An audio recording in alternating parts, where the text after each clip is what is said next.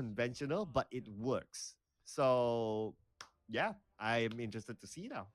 That Yeah, is and I guess like if there's any other pick that I can call that actually makes a lot of sense is actually the Kai, because the moment that the Fanny am doing all too much in order to stop this orange buff take, but getting just about enough vital information right now.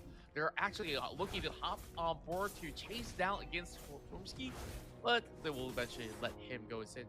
Well, just to also be on the right note as well, it's actually Yumski on that Guinevere, so that actually makes a whole lot more sense. Yeah, I just pointed that out as well because Yeah. Stone played that too with a win in this tournament. So yeah, it is doable. This would, like what you say, makes a lot more sense. It was Badang Mhm. on the roaming role that I would have a lot of questions there. But anyway, so it is what it is right now. But a good thing is that they had the Badang as the pocket pick towards the end. So at least that is somewhat an answer towards the Wow. Fanny. But looks like Bonzi is gonna be happy to take the first blood.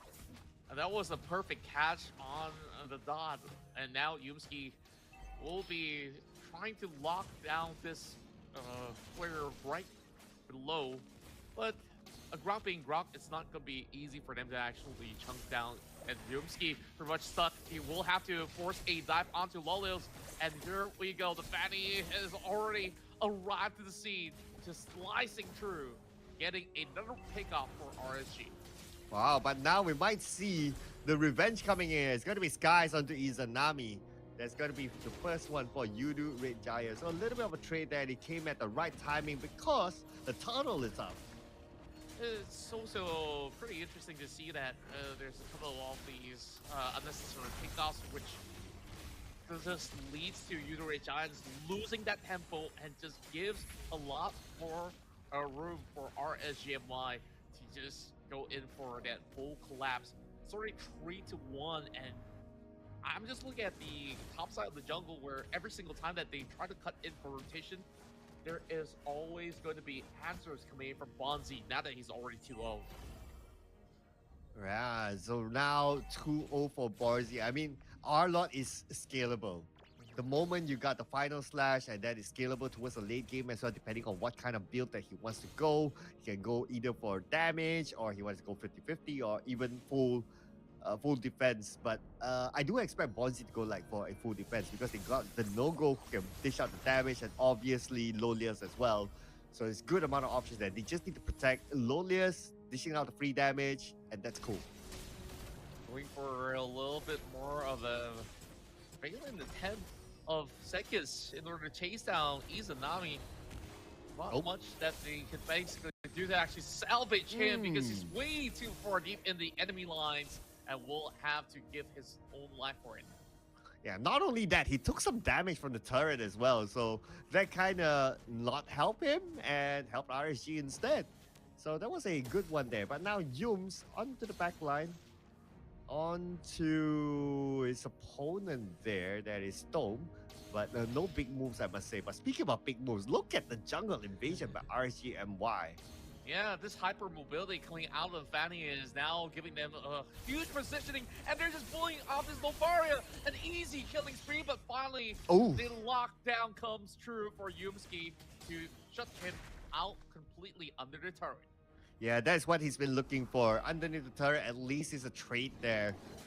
So I would say that it is probably a slight loss towards RCMY because they lost a jungler. They traded back for a mid laner instead.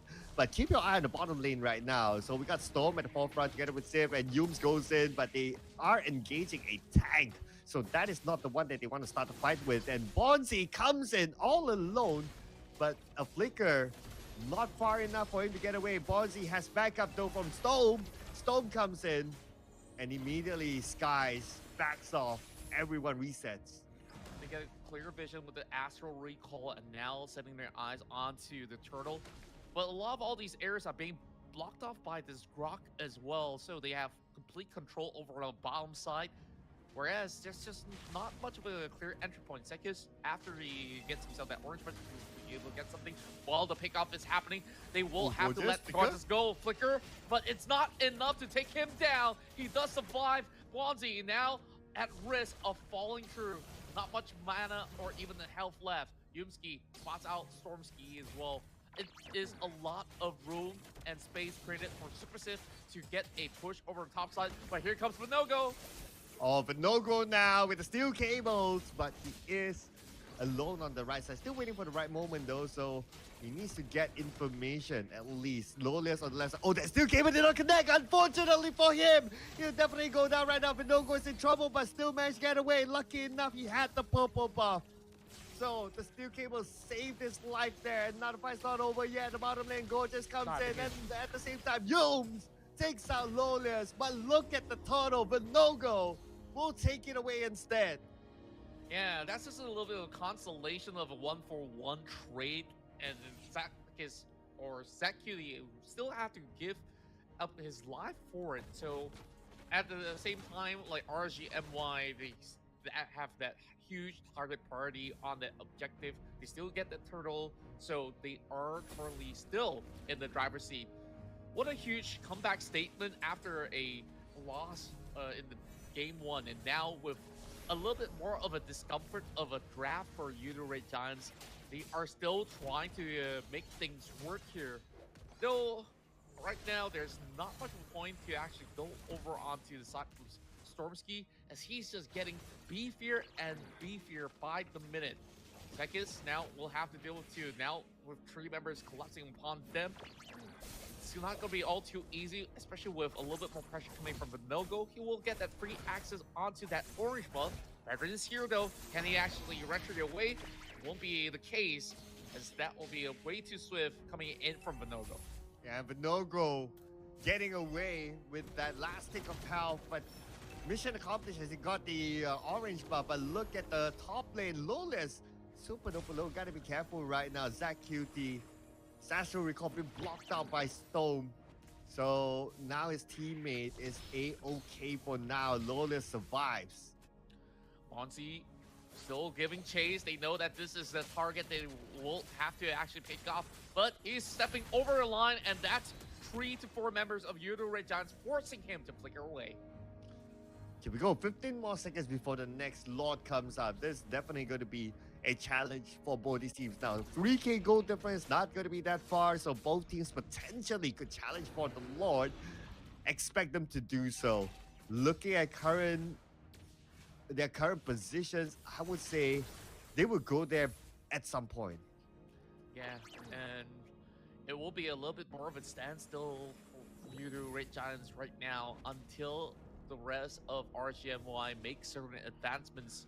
And this Grok is being a little bit of a nuisance for them. Every single time that they want to enter a fight, they have to keep in mind that this wall charge can just disrupt their tempo. Now RGMY will bait the rest of Yoodo Red Giants into a fight that they don't really want to take at this given point. Yeah, because it's a 50-50 Lord dance, right? So whoever who loses this fight immediately loses the Lord. That's definitely the case. You can see Yums at the backline onto Storm, but they're just trading blows with each other. Nothing major for now. Bonski coming in all alone, taking a little bit of damage there. Bonski looks like he's in trouble. He's been locked in by Yums, and Bonski will go down to Gorgeous, but Vinogo takes out the goal laner, Sif, and that's a good trade there, but Yums gets one back itself, and Yums sacrifice.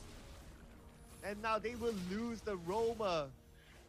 And who is going to open up the space right now? Because there's still Storm there at the front.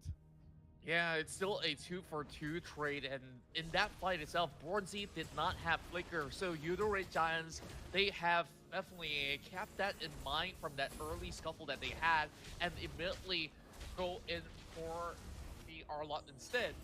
And Zekis, if they get this pick right now, it will be pretty huge. It will steer away a lot more of that pressure of the Lord, where this is a very long extended trade. Wall charts already being utilized, and Zach Beauty will be able to flicker away, and we'll be able to find him. Bonzi makes a huge mistake by diving into the turret, giving his life away.